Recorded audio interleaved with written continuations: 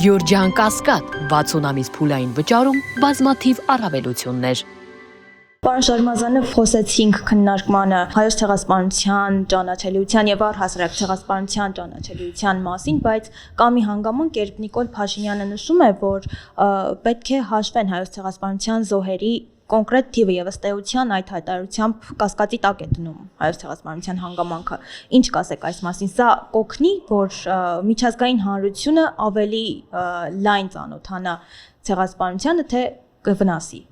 Միջազգային հանրությունը շատ լավ ծանոթ է հայոց ցեղասպանությանը, միջազգային հանրության բոլոր առաջամարտի կառույցները եւ երկրները Միացյալ Նահանգներից մինչեւ Ռուսաստան ու Ֆրանսիա դատապարտել են հայոց ցեղասպանությունը։ Այնպես չէ, որ Նիկոլ Փաշինյանի հաշվելով պետք է ճանաչեն։ Խնդիրը անում է, որ Հայաստանի Հանրապետության դե ֆակտո իշխանությունը ինքն է ուրացման ճանապարհով գնում, եւ սա է խնդրեմը։ Երբ որ ասում է, որ պետք է հասկանանք ինչու եղավ ցեղասպանությունը, երբ որ ասում է, բա ինչի 39 թվականին դատապարտումը չեղավ, երբ որ ցեղասպանության միջազգային ճանաչման գործընթացը գցում է խորհրդային միության գրպանը, փորձելով դա օգտագործել իբր թե խորհրդային միությունը օգտագործել է ցեղասպանության միջազգային ճանաչումը ընդդեմ նատոական Թուրքիայի, դա այդպես չի։ Ես ասել եմ, օրինակ 65 թվականին, երբ որ Ուրուգվայը ճանաչեց հայոց ցեղասպանությունը, խորհրդային միությունն ինչ կապ ուներ։ Երբ որ 75-ին Կիպրոսը ճանաչեց, որը հետագայում դարձավ Եվրոպական միության անդամ երկիր, ինչ կապ ուներ։ Երբ որ 87-ին Եվրոպական խորհրդանը դատապարտեց, որ Ֆրանսիան ճանաչեց, Եվրոպական լիքը երկրներ ճանաչեցին, այսինքն ոչ խորհրդային լագերից։ Նիկոլ Փաշինյանի խասյաթն է։ Ինքը մի հատ անհետեցություն դուրս է տալիս, ես չգիտեմ այդ անհետեցությունը ասել է նպատակային է, թերի կրթության արդյունք է, թե նպատակային է, որպեսզի ժողովուրդը նստի, կարևոր գործը թողած ընկնի իր անհեթեթ եւ անգրագետ մտքերը մեկնաբանի։ Օրինակ նույնիսկ այս վերջերը, չէ, հիմնը պետք է հնչի բանում, եկեղեցում։ Ասիկը մեր երկրի խնդրեմը դա է, թե եթե Նիկոլ Փաշինյանի համար հիմն ու դրոշը արժեք են, թող գնա այդ հիմն ու դրոշով Հայաստան 240 կիլոմետրը ազատագրի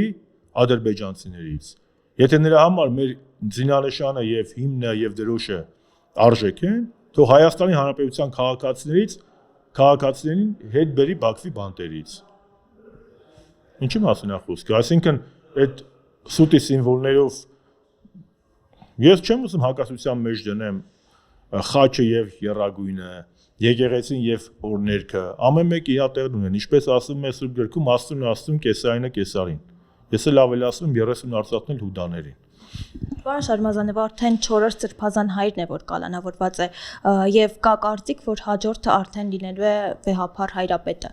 Ինչից է այս ամենը գալիս, ինչու է շարունակաբար Փաշինյանը կալանքի տանում սրբազաններին։ Արտաքին քաղաքական իրավիճակից, աշխարհաքաղաքական պատվերներից եւ ռեսուրսների ոչ հավասար լինելուց։ Ինչ ռեսուրսների մասին եք խոսում։ Արտաքին քաղաքական, դուք պատկերացնում եք, օրինակ Նիկոլ Փաշինյանը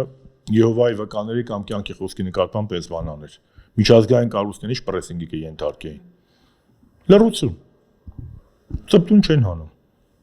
Իր ժողովրդավարության արժեքների, կրոնի ազատության, կրոնական կազմակերպությունների ազատության, պետությունը եկեղեցուց անջատելու կամ եկեղեցին պետությունից անջատ պահելու առաջնահերթության, այդպես ասած մոնոպոլիան արևմտյան կառույցներինն է։ Եթե արևմտյան կառույցները աշկ են փակում ժողովրդավարության հիմնարար սկզբունքների վրա, այսինքն եկեղեցին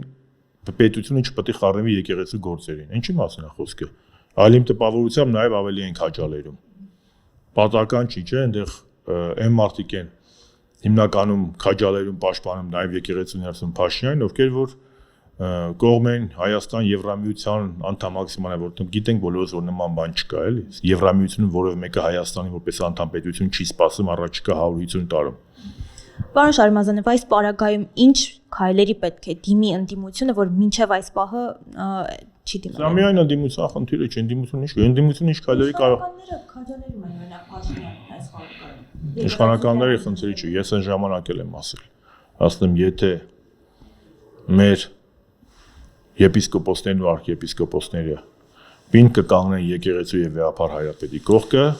Փաշինյանը չի հաջողի։ Եթե դժբախտաբար մեր եպիսկոպոսներն ու եկեղեցին կտրհովեն, կբաժանվեն, շանտաժների միգուցե տակ իրենց կարծիքը փոխեն, ապա խնդրեմ կա։ Մենք ինչքան ուզում եմ, մենք չենք կարող գլուխներս մտցնել հողի մեջ ջայլամի նման ու ասել ամեն ինչ նորմալ է։ Ոչ մի բան էլ նորմալ չի։ Եկեղեցին տրհոված է, եկեղեցին բաժանված է։ Փաշինյանը, որ եկեղեցի ուզում է մտնում է իր կեղծ պատարագներով, սրբազաններ են միացել նրա շարժմանը, որը ես դատապարտել եմ, կստացի, ես ինձ չի որ։ Եվ վեհապար հայրապետը ինչ պատճառներից ելնելով, միգուցե օբյեկտիվ, դեկտեմբերի 10-ից եւ 12 վաղը պետք է լինի եկեղեցական ժողով։ Ինքը չի հրավիրել։ Եվ կանգնել ասել ամեն ինչ նորմալ է, բայց ոչ մի բան էլ նորմալ չի, ինչն է սրա նորմալ։ Եվ Նիկոլ Փաշինյանն իր նպատակին հասել է։ Եկեղեցու հեղինակությանը մեծ վնաս է հասցվել, Մայրաթոր Սուրբ Էջմիածնի միասնությանը մեծ վնաս է հասցվել, եւ այն arczepiskoposները, որոնք ունեին հստակ հոգեվոր ու ազգային նկարագիր, նրանք կալանավորված են։ Եվ ես չեմ զարմանա, չեմ ասում շանսերը մեծ են, բայց ես չեմ զարմանա, որ այլ ճնշումներ լինեն եւ ճնշումների արդյունքում միգուցե նաեւ լինի այլ կալանավորումներ։ Նիկոլ Փաշինյանը թուրքական իմ տպավորությամբ թուրքական եւ նատոական արևմտյան հովանավորության ներքո ինքը sense տառանի նման գնում է իր նպատակը իրականացնում, իսկ իր նպատակը երրորդ հանրապետության վերաձևակերպումն է 4-րդ հանրապետության եւ ինքը գնում է։ Մենք ինչ ենք անում, մենք խոսում ենք, պայքարում ենք, բայց ռեսուրսները հավասար չեն։ Աստված տա կարողանան համախմբվել եւ այդ դիմադրության ռեսուրսը մինչեւ դիմադրություն չլինի ինքը ամեն ինչ անելու է։ Այնպես չէ, որ 20-ական թվականների, 30-ական թվականների, մանավանդ 20-ական մեր ազգային պայքարի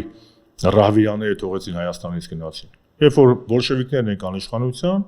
Սարդաբադի, Բաշապարանի, Ղարաքրիսիայի հերոսամարտի հերոսները մի մասը թողեցին գնացին, ինչպես Լեռնահայաստանի հերոս Գարեգին Նժդեհը եւ Դերասամատ Կալայանը Բաշապարանի, բայց օրինակ Պողոս Բեկփիրումյանը դարդից ինքը իրան սպանեց, Դանիել Բեկփիրումյանը բանտարկվեց եւ բանտում սպանվեց, ինչպես նաեւ Մովսես Սիլիկյանը, իսկ ամբողջ ֆրոնտի հրամանատար Թովմաս Նազարբեկյանն լեկան այս բանտից այն բանտը տարան, որ նույնիսկ բանտից դուրս եկավ, բայց արդեն հիվանդությունից մահացավ։ Այսինքն միայն ցանկությունը բավարար չէ։ Հասարակությունը չպետք է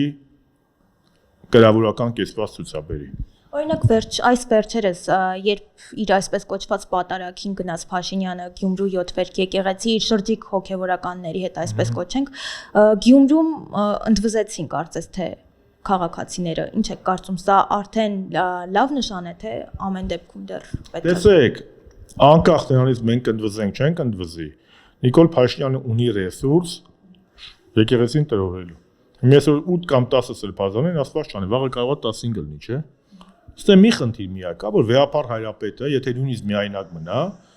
որ ես հավատում եմ գոնե մի քանի սրբազաններ կմնան կողքի, էլի, կամ շատերը, չպետք է հրաժարական տա։ Բայց այս ուրացումներն էլ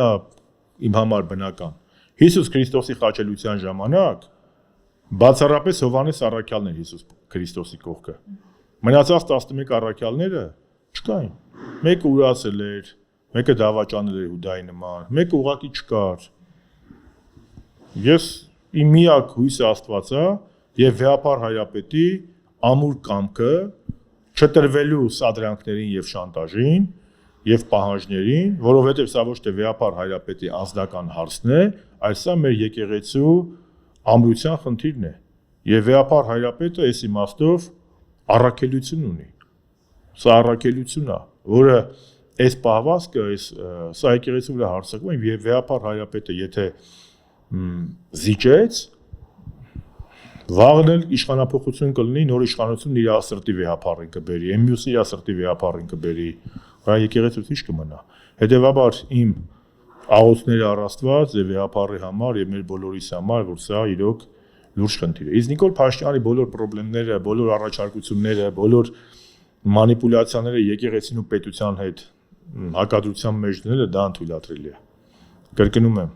Աստծուն Աստծուն, Կեսարինը Կեսարին։ Չի կարելի պետությունն ու եկեղեցին հակադրության մեջ դնել։ Եվ խաչն է մեր սրբությունը, եւ մեր օրհներքը, եւ մեր պետական սիմվոլները։ Մեր հերոսները, երբ որ նահատակվել են, եւ խաչի համար են նահատակվել, եւ դրոշի, եւ օրհներքի ու զինանշանի։ Ինչպես կասեր հանճարեղ Գարեգին Նժդեհը, իմ հոգին ունի զույգ հնարաններ՝ Աստված եւ հայրենիք։ Եվ բոլոր նրանք, ովքեր որ հայրենիքն ու Աստծուն փորձում են իրար հետ հակադրության մեջ դնել, արժանի չեն ոչ Աստծուն, ոչ հայրենիքին։